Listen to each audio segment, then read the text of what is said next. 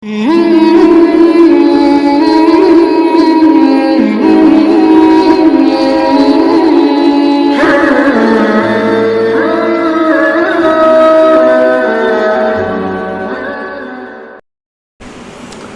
hadis yang lain disebutkan, orang yang membaca la ilaha illallah wahdahu la syarikalah ilahan wahidan samada lam yalid walam yulad walam yakul lahu kufuwan ahad 11 kali, diberi Allah kebaikan sebanyak 2 juta kali.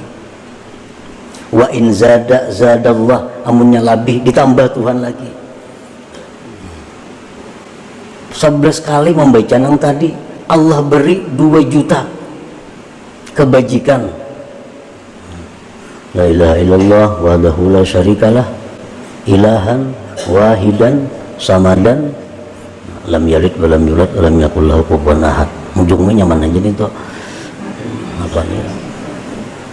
Jadi mau dibaca misal imbah subuh 11, imbah asar 11, imbah zuhur 11, maghrib 11, 5 kali 11, 5 kali 2 juta. Dan ini akan bermanfaat, akan kita rasakan sesudah wafat, sesudah mati. Nah, di mana kita di akhirat, kalau dihisap oleh Allah, kita harus membayar kebajikan kepada orang-orang yang pernah kita aniaya. Nah, ini ada tabungan.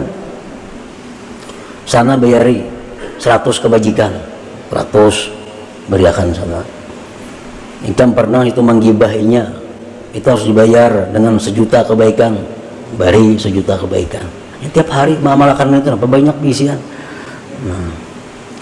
Nah ini Allah Al-Karim kada peduli. Kalau kita memikirkan itu satu matnya bacaannya, satu matnya 2 juta diberi. Ini lebih besar daripada 2 juta rupiah, 2 juta hasanah, 2 juta kebaikan. Nah itu bagian daripada Al-Karim. Makanya tadi ujar Imam Ahmad Ibnu Athaillah, amun hendak minta lawan Al-Karim ini. Amun hendak lapor ke situ. Karena ini orang Al-Karim ini, nah, bila diminta inya memberi, bila memberi kada peduli. Nah, banyaknya. Jadi amalan itu amalan dari hadis Rasulullah Shallallahu Alaihi Wasallam yang tadi, yang masuk ke toko baca sekali 1 juta. Beluman lagi dapat duit 1 juta sudah Allah memberi. Beluman lagi dapat duit membuka toko. La ilaha illallah wahdahu la syarika lahu lahul hamdu yuhyi wa yumiitu wa huwa hayyun la yamut bi yadihil khair wa huwa ala kulli syai'in qadir. Sekali aja 1 juta diberi Tuhan. Yang tadi baginya lagi 2 juta. Wala liman a'ta, dan Allah itu kada peduli bagi siapa dia memberi. Kalau pan harus taat kepada Allah, kan peduli. Harus orang wali nang minta, Tuhan kan peduli. Orang-orang jahat pun kalau minta Allah beri. Siapa ada makhluk yang lebih jahat daripada iblis? Iblis itu paling jahat makhluk Allah. Begitu dia terkutuk, iblis minta lawan Tuhan. Qala anzirni ila yaumi yub'atsun. Ujar iblis, ya Allah, panjangkan umur ulun sampai hari kiamat nyermati. Ini permintaan iblis. Ya Allah, panjangkan umur ulun sampai hari kiamat. Apa jawaban Tuhan? Innaka minal munzarin. Ikam ditunggu panjangkan umur sampai hari kiamat itu. Nah ini iblis yang minta lawan Tuhan, dikabulkan Tuhan. Wala liman a'ta. Tuhan tuh kada peduli siapa karena minta. Apalagi orang beriman, orang penyembah yang penuntut ilmu, kalau ada masalah yang dihadapi, ada hajat yang perlu lawan Allah berurusan, itu paling nyaman. Wa idza rufi'at hajatun ila ghairihi la yarda. Apabila kita ini melaporkan hajat kita kepada orang lain, Allah tuh la yarda, kada suka, wa ghadiba, dan marah. Kita ini ada masalah, lapor sudah lawan manusia, lawan makhluk Allah, Tuhan kada ketuju, Tuhan kada ridha. Summa akmala hadhil hikmata bil hikmati tasi'a wa thalathin, kemudian pengarang menyempurnakan ini hikmah dengan hikmah yang ke-39. Faqala la tarfa'anna ila ghairihi hajatan huwa muriduha alaika fakaifa yarfa'u ghairuhu ma kana huwa lahu wadi'a. Janganlah kamu menghadap kepada selain Allah, janganlah kamu mengadu kepada selain Allah akan satu hajat, yang hajat itu adalah Allah yang mendatangkan atas engkau.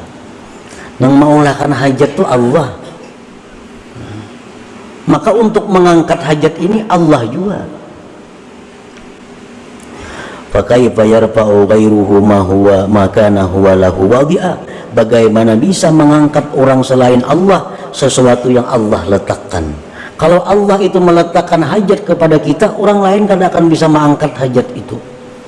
Nah, jadi kalau kita ini diletakkan Allah hajat, maka yang bisa menyelesaikan hajat ini adalah Allah juga. Nah, oleh karena itu kita ini ada satu hajat, lapor kepada Allah, karena Allah nama andak, Allah akan mengangkat hajat itu.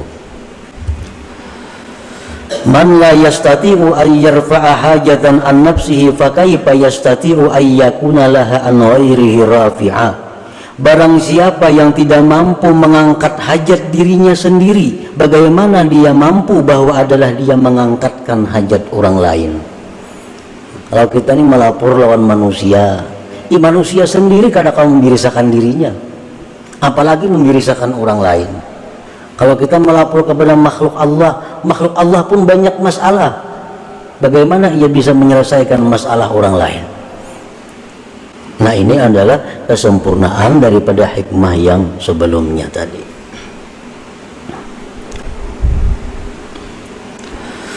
Wa idza tawajjahta ila Allahil Karim haqqat tawajjuh ajabaka wa ata ma sa'alak. Apabila engkau berhadap kepada Allah yang Maha Pemurah itu benar-benar sungguh-sungguh berhadap, Allah akan mengijabah engkau dan akan memberi apa yang kamu minta. Allah akan memberi apa yang kita minta asal kita bujur-bujur. Nah, bujur-bujur tawajjuh, bujur-bujur berhadap lawan Allah.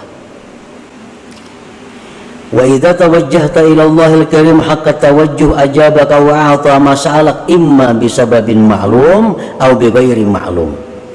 Allah memberikan kepada kita apa yang kita minta itu, ada kalanya dengan sebab yang kita ketahui, ada kalanya dengan sebab yang kita kada tahu, tapi masalahnya selesai.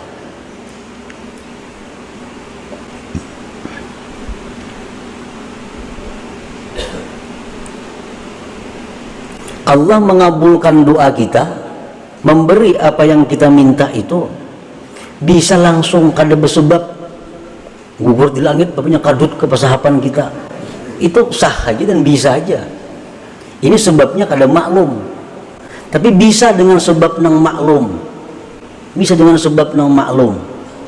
Begitu kita minta kepada Allah, ya Allah hamba ini, hamba ini, hamba ini, Allah kabulkan doa kita itu.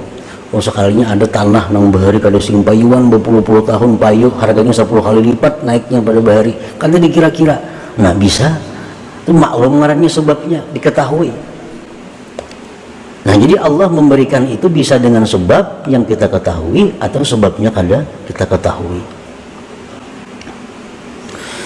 Wa idza talabta minal khalqi ba'da tawajjuh ilaihi ta'ala wa niltal maqsud minhum. Apabila engkau meminta, engkau menuntut daripada makhluk, nah, sesudah berhadap kepada Allah, dan engkau mencapai tujuan daripada mereka. Nah, ini tadi masalah, ada masalah kita ini, ada yang harus diselesaikan, ada yang harus dibayari, macam-macam. Lalu Tuhan berdoa, ya Allah birisakan hutang-hutang hambamu ini. Nah, untung kita berdoa lawan Tuhan, timbul ada geritik hati. Nah, jika ku tawarakan barangku ini lawan si Pulan gitu, barangkali Pulan tuh mau menukari punahan hutang. Nah, timbul geritik hati, datangi si Pulan tadi, tawarakan barang ditukarinya oleh Fulan. Nah, pada berkat doa kita tadi tuh, nah ditukarinya oleh si Fulan barang kita, lalu kita kau melunasi segala keperluan kita. Nah, jadi bila engkau menuntut daripada makhluk sesudah berhadap kepada Allah dan engkau mencapai tujuan dari makhluk itu, fala buddha an ta'taqida annahum asbab wa wasaid, maka tidak boleh tidak bahwa kamu mengetikatkan bahwa si makhluk itu adalah sebab dan perantara. Nah, mengatakan ini sebab nih, ini sebab nih, sebab yang maklum, sebab yang diketahui. Wa annallahu wal musabbibul mu'ti, dan Allah jualah yang mengulahkan sebab ini, dan Allah juga sebenarnya yang memberi itu. Kaila tahtajiba anhu ta'ala, agar kamu tidak terhijab daripada Allah Ta'ala, fatakuna minal mahjubinal malumin, maka jadilah engkau orang yang terdinding dan tercela. Nah, amun kita tawajuh kepada Allah, kalau kita ada isyarat untuk datang kepada Fulan bin Fulan, kita berurusan di sana selesai, nah, kita kada ingat lawan Tuhan, pada Tuhan yang mengulahkan sebab ini, kada ingat pada Tuhan yang memberi ini sebenarnya, kada ingat pada ini sebab aja. Nah, kita terhijab, kita terdinding, dan kita tercela jadinya.